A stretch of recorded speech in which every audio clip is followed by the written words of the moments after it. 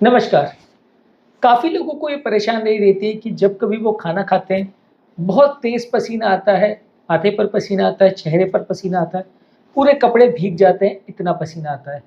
तो आज हम बात करेंगे ऐसे लोगों को क्या करना चाहिए, क्या टिप्स उनके लिए हो सकते हैं, जिससे उनकी ये प्रॉब्लम कुछ हद तक कम हो सके और पसीना आने की अननेसेसरी जो इसकी वजह से उनको परेशानी होती है या कई बार एम्बैरेसमेंट होती है, इससे वो बच सके। आज हम उस बारे में बात करेंगे। टॉपिक पर जाने से पहले जो लोग हमारे चैनल पर नए हैं, उन्हें रिक्वेस्ट करूँगा कि चैनल को सब्सक्राइब करें, वीडियोज़ को लाइक और शेयर करें।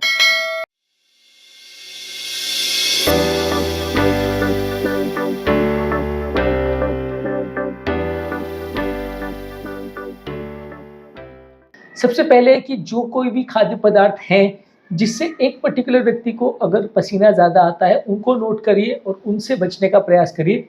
ज़्यादातर मसालेदार खाना, गरम बेवरेजेज़ या पेय पदार्थ और कुछ कैफ़ीनेटेड ड्रिंक्स यानी जो ड्रिंक्स में कैफ़ीन ज़्यादा होता है, ये ज़्यादातर इम्पोर्टेंट ट्रिगर्स होते हैं जिसकी वजह से लोगों को पसीना आता है।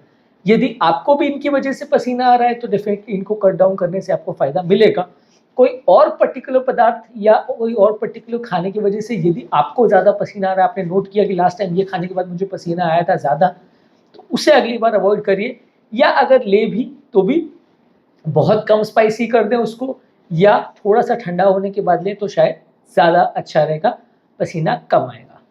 नेक्स्ट इम्पोर्टेंट चीज़ है कि आपको खाना जो भी आप ले रहे हैं कम मात्रा में लीजिए। काफ़ी केसेस में ऐसा देखा गया है कि ज़्यादा मात्रा में खाना खाने से भी ज़्यादा पसीना आता है, तो ये भी एक इम्पॉर्टेंट इश्यू है जिसकी वजह से लोगों को पसीना ज़्यादा आता है। ज़्यादा खाना खाने से एक बार में आपको बॉडी को मेटाबॉलाइज़ करने के लिए उसको ज़्यादा स्ट्रेस हार्मोन्स बनाने पड़ते हैं, ज़्यादा स्ट्रेस हार्मोन बनने से ज़्यादा पसीना आ सकता है।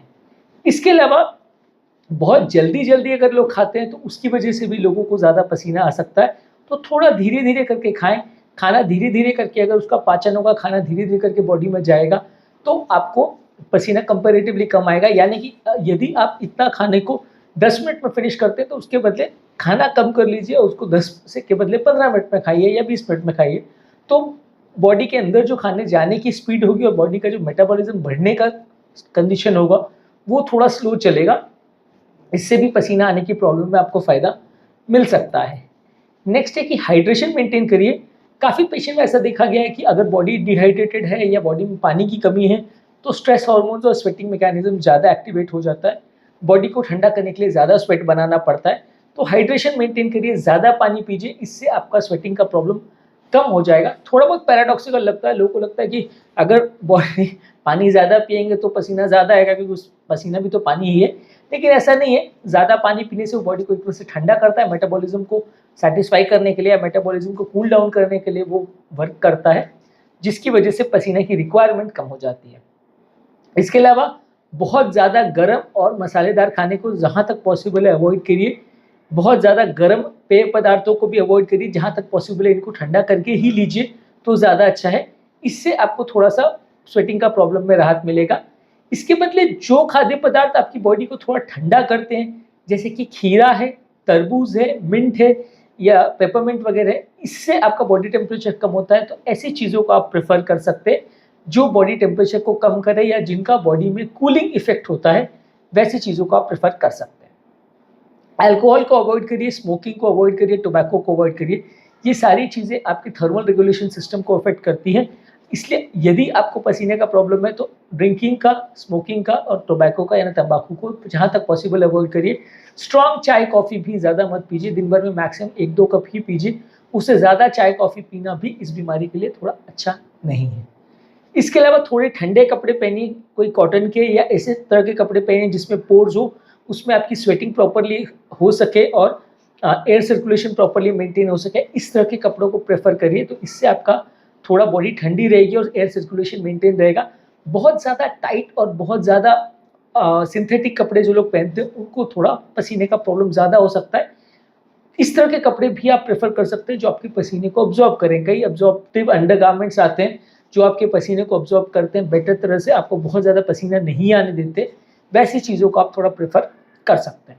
कुछ स्ट्रॉन्ग एंटीपर्स्पिरेंट्स जो आपके पसीने को कम करते हैं, जिसमें एल्यूमिनियम क्लोराइड होता है, इन चीज़ों को आप प्रेफ़र कर सकते हैं। इससे आपका पसीना थोड़ा कम हो सकता है।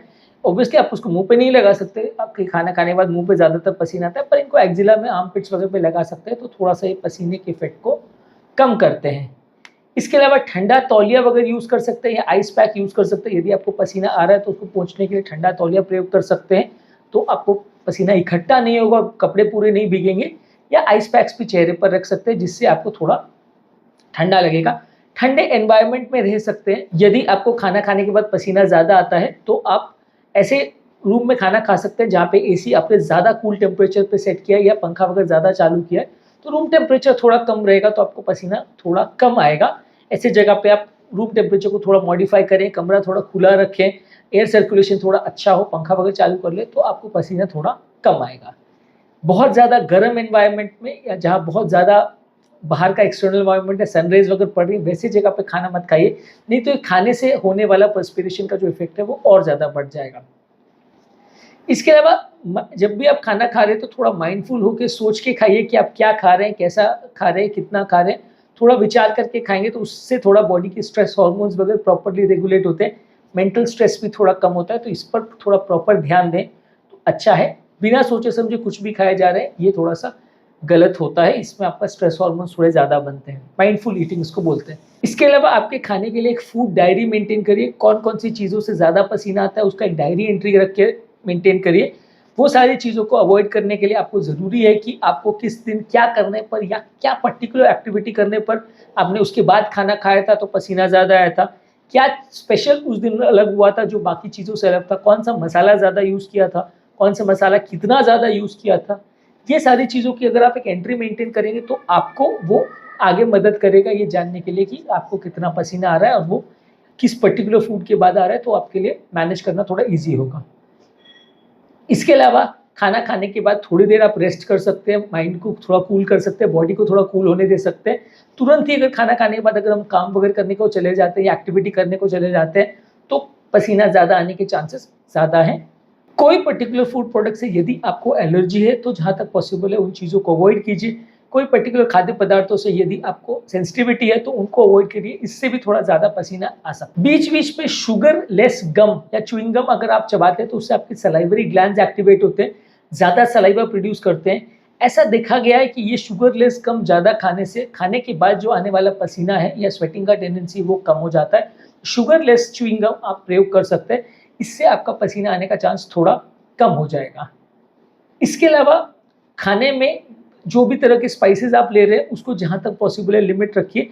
स्पाइसेस और कॉन्डिमेंट्स को खाने में अगर आप ज़्यादा प्रयोग करते हैं तो उससे आपको एलर्जी होने का चांस है, उससे आपको ज़्यादा पसीना आने का चांस थोड़ा बढ़ सकता है। तो जहाँ तक पॉसिबल है स्पाइसेस और कॉन्डिमेंट्स को खाने में कम रखिए।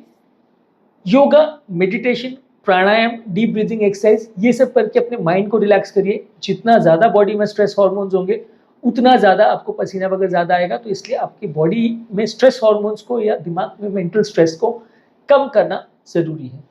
यदि इसके बाद भी आपको पसीने की प्रॉब्लम ज़्यादा आ रही है तो डेफिनेटली आपको किसी डॉक्टर को कंसल्ट करने की ज़रूरत है। हमने हाइपरहाइड्रोसिस के कॉजेज़ पर डिस्कशन किया था कि कौन-कौन से कारणों से आपको ज़्यादा पसीना आ सकता है, तो वो सारी चीज़ों को आप देख लीजिए। यदि इनमें से कोई बीमारी है जिसकी वजह से आपका मेटाबॉलिज्म ज़्यादा है या आपको पसीना ज़्यादा आ रहा है, तो आपको उस पर ध्यान देने की ज़रूरत है, उसका ट्रीटमेंट करने की ज़रूरत है। आज के टॉपिक में हमने बात करी क्या-क्या करने से खाने के बाद होने वाले पसीने से आप बच सकते हैं और इस प्रॉब्लम से आपको निजात मिल सकता है या राहत मिल सकती है। उम्मीद करूंगा इस टॉपिक से आपको कुछ सीखने को मिला होगा।